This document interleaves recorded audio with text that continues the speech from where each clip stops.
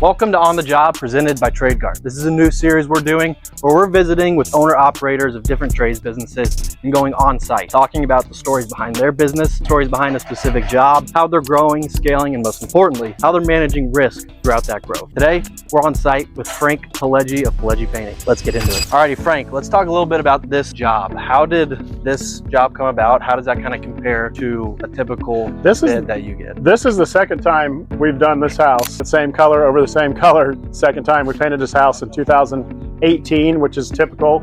That's lasted 8 years. He wants a refresh of this. You'll see as we walk around, we have 3 or 4 different areas of wood rot to do. And he got me from one of my advertisements out in Southern Johnson County. We're at 148th and Schweitzer right now, where I advertise and work a lot, and that's how this job came about. And he's just been a good client over the last 8 years. Let's talk about this right here. So this right here, after we power washed and started prepping, we found probably 6 boards around the whole house that needs to be replaced. So we'll replace that full board, the vertical and the horizontal of the garage frame, and then prime it, caulk it, paint it as we go. There's another one up here on this side, top left here, that we'll have to do as well. This is all in addition to the bid that we uncovered during our prep work. And is that kind of, as the owner operator, is that your typical job? These guys come in, they start working, you kind of come in behind them, identify? Yeah, they'll identify it, take pictures, document it, which I'm doing the same thing right now. Yep. And then we'll go get lumber, and Valente will start doing all the repairs on the house. Awesome. As his brother is spraying the front trim as we go. So talk about, how does this project, in terms of scope, how does this compare to kind of your typical project size? This is a pretty large one. This is a pretty large house. This is probably typical to 500 square foot bigger of a house that we do. It looks a lot bigger as it's on acreage out here, which is nice. Out south, when you get some room in between houses. But this is probably your typical outside house. We do all sizes though. You mentioned marketing. Are you finding that typically it's people seeing you working, seeing your signs?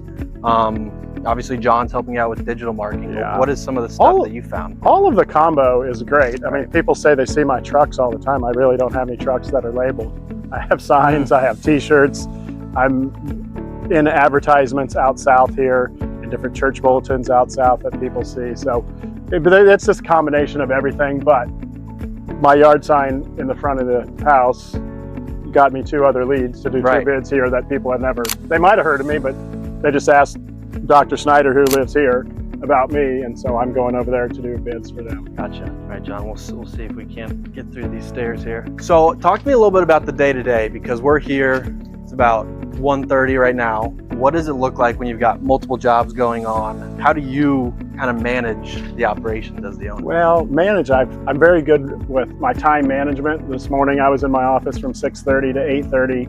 I went to do a bid down in Brookside at 9. I stopped to start a job with another crew down 98th and Lee Boulevard, and then did a couple bids, quick lunch, and then back around to finish seeing the jobs, and then doing 2 more bids. And then I always end my day in my office by 3 o'clock to get organized for the next day.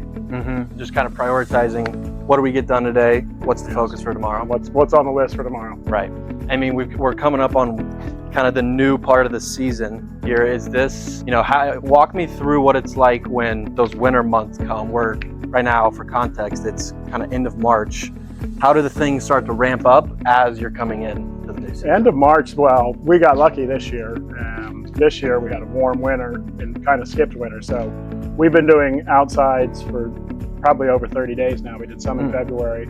Usually January and February, we're all inside doing all interior jobs. Usually there's probably a 7-day window during February where we could do outside. We work our best when I have 5 crews, and we have 2 or 3 inside and 2 or 3 outside every week, all year. So some companies, they'll only do outsides when it's nice out, where we do insides and outsides all year. Right. And to do outsides now, we only need 35 degrees in dry weather. So we can go extra month each side of the calendar year. Gotcha. on working outside. But we love inside jobs too. Are these white marks? Are these you? That's all caulk. Yep, caulking all the nail holes, caulk all the seams. We're gonna have to remove that top gutter there to replace the trim board underneath there. It's rotted from corner to corner and around that window there. So we do have some work still to be done before we start painting on this side in the back of the house. The entire house is prepped with caulk. It's been power washed. We still have to cover windows back here in the deck and move some furniture up there. But that's your normal prep work with a four-man team that will prep and paint as we go. So talk to me a little bit about when you're coming on. You mentioned you got 2 more bids right next door. What does that process typically look like for you? One thing I'm curious about is how you know how much to price. Like, are you constantly increasing the prices? When you look at landscaping, they kind of have that 5% markup every year. How do you figure out pricing? And I do pricing, based on how long it's going to take us, how many days prep work, how many gallons of paint. I mean, we usually have 3 different colors. We have an accent color, a trim color, and a main body color. Are we doing trim all the way around? That's more expensive than just trim on the front of the house, which a lot of them have. Most houses in this neighborhood are a little bit more expensive to paint because if you look around, John, you could see the camera on here that everyone has their house trim color all the way around on the soffits, around the windows, to make it more complete of a 360 all the way around the house.